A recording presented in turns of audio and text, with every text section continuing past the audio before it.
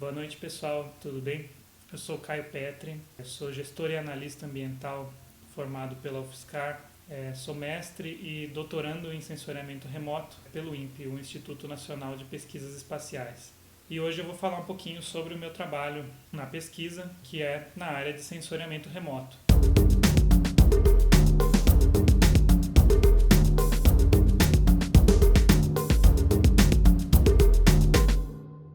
Particularmente eu trabalho com florestas monitoradas por imagens de satélite. Bom, quando alguém chega e me pergunta o que eu faço, mais fácil do que falar tudo isso que eu já disse até agora é falar que eu trabalho com imagens de satélite. Nesse vídeo eu vou explicar de uma forma prática como se obtém e o que é de fato uma imagem de satélite. Bom, no sensoriamento remoto, que é o nome oficial desse campo da ciência, nós sempre começamos explicando que existe um triângulo de 3 componentes de uma interação básica para acontecer o sensoriamento remoto, né? Um sensor remoto, vamos dizer assim. Então sempre existe uma fonte, né? De onde vai sair aquilo que vai ser observado, onde vai ser criada aquela energia, aquele elemento que vai ser observado, um alvo, que geralmente é onde essa energia chega e reflete, você vai olhar, é onde você vai apontar o seu terceiro elemento, que é o seu sensor. Então, claro que existem exemplos onde algumas dessas componentes se juntam. O primeiro exemplo que eu vou dar é de um morcego. Vamos imaginar um morcego voando, ele usa ecolocalização, né? Então ele vai soltar um ruído ali com a sua boca, que às vezes a gente ouve à noite, né, aquele barulhinho, mas grande parte do que ele emite ali não é nem audível. Isso bate no alvo, né? Então a fonte foi a boca, as cordas vocais do morcego, o alvo foi o local, a parede, vamos dizer assim, onde ele não quer bater, e o sensor são os ouvidos dele. Ele captou isso e ele interpreta isso de uma forma a se localizar. Né? Esse é um exemplo onde tanto a fonte quanto o sensor estão na mesma plataforma, vamos dizer assim, no morcego. Né? No sensoriamento remoto existem exemplos assim também, mas hoje eu vou trabalhar com um exemplo mais básico, que é onde essas 3 componentes estão separadas. Então, qual é a fonte do que um satélite vai observar? É o Sol, né? Ele precisa emitir radiação eletromagnética, que vai fazer toda a sua viagem pelo espaço até a Terra, vai atravessar a atmosfera. Claro que existem infinitas interações aí, não precisamos entrar nesses detalhes hoje. Vai refletir no alvo, na superfície da Terra, e um satélite vai observar isso, que por enquanto vamos dizer que é uma câmera que está lá no espaço olhando para baixo, né? Os nossos olhos acabam fazendo a mesmo jogo de interação. O Sol vai emitir a sua radiação eletromagnética, vai refletir em alguma coisa, a gente vai ver. À noite a gente troca o Sol por uma lâmpada, né? Bom, essa interação, então, ela tem que acontecer. Eu já falei que é a radiação eletromagnética.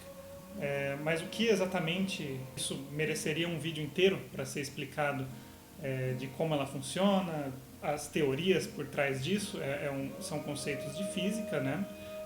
Mas vamos assumir basicamente que existe um espectro eletromagnético. E os nossos olhos, eles enxergam só uma parte disso.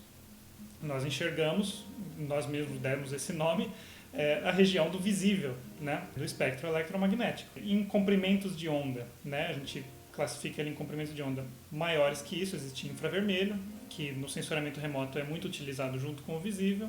Abaixo disso tem micro-ondas, tem outros tipos de comprimento de onda que são utilizados para diversos fins. Mas vamos lá, vamos voltar para a imagem de satélite. Aquela imagem que a gente vê no Google Earth, aquela imagem bonita que é utilizada para infinitos fins na ciência e no monitoramento da Terra. Bom, para isso a gente também tem que assumir os conceitos de varredura de um satélite. Como é que ele vai observar a Terra? Os satélites de observação da Terra, eles possuem órbitas. Então eles giram ao redor do globo. Que a Terra é um globo. Em órbitas geralmente polares, ou seja, eles vão de polo a polo, porque eles fazem um giro de polo a polo, enquanto a Terra faz seu movimento de rotação. Então a combinação disso faz com que dentro de um determinado número de dias ele cubra toda a superfície da Terra. E volte a cobrir aqueles novos pontos e vai cobrindo. Essas órbitas são importantes também para que ele esteja parcialmente exposto à luz do Sol, onde ele tem placas solares, onde ele recarrega as suas baterias, né? E ele vai fazendo uma varredura, como se ele fosse, vamos dizer que ele vai como se fosse tirando fotos em diferentes comprimentos de onda. E aí vem uma grande sacada. Esses comprimentos de onda eles são particionados no satélite em algumas regiões: azul, verde, vermelho, né? Isso numa imagem, quando isso for convertido para um ambiente computacional, vão ser só números. Mas quando a gente combina essas coisas e chama ou colore isso por computador, a gente pode reproduzir as cores que a gente veria se estivéssemos lá, ou como os astronautas que estão na Estação Espacial Internacional veem a Terra. Essa é a formação básica de uma imagem, ou uma imagem de cor verdadeira. Mas como existem muitos outros comprimentos de onda, inclusive alguns que a gente não vê, a gente pode nomear, trazer esses comprimentos de onda para cores que a gente vê. Ou seja, no computador, os números de comprimentos de onda que a gente não enxerga, eles existem e eles são também detectados por essas bandas, né, dos sensores que estão lá no espaço. Então, se a gente trouxer isso para cores que a gente conhece, a gente começa a enxergar coisas que a gente não enxergaria, que nossos olhos não veem. A maior parte disso no sensoriamento remoto está no infravermelho próximo, e isso traz vantagens imensas para o estudo de tudo praticamente que está na superfície da Terra. Bom, essas imagens elas precisam chegar para a gente, né? Eu já falei aqui de que elas vão ser sempre tratadas em um ambiente computacional, traduzidas em números, né? Em bits. Então, há uma transmissão dos satélites todas as vezes que eles passam. Vamos dizer que existem checkpoints ou pontos-chave onde eles fazem a transmissão para estações posicionadas em todo o globo.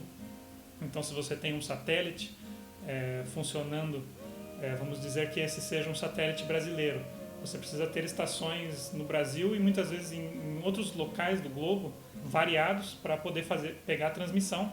Essa transmissão é recebida por antenas, né, estações de transmissão e recepção, né, também são utilizadas, resumidamente falando, para o controle do satélite, para ele se controlar, se manter na sua órbita, porque ele não mantém sozinho para sempre na mesma órbita, uma vez que ele é posicionado lá por um foguete pelo lançamento, né?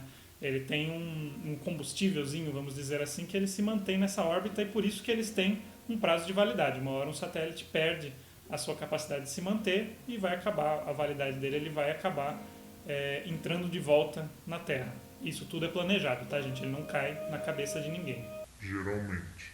Então, essas torres de controle vão passar aí sim a informação para as centrais, para quem cuida disso, e as imagens vão ser checadas, geradas e disponibilizadas para o usuário final, que nesse caso pode ser eu ou pode ser qualquer um de vocês que estiver usando no Google Earth uma imagem ou baixar uma imagem de satélite para qualquer outra finalidade. E é isso aí, é assim que se forma uma imagem de satélite, pessoal. Obrigado e até mais.